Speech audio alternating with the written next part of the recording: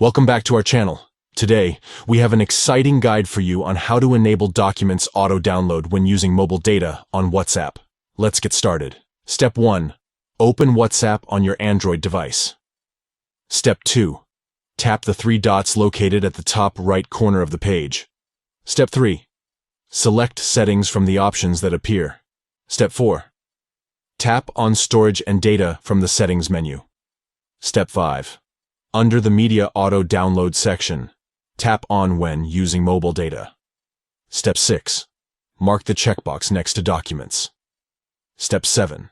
Finally, tap OK to save the changes.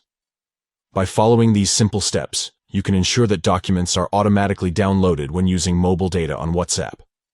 We hope you found this guide helpful. If you did, please give this video a thumbs up and subscribe to our channel for more useful tutorials.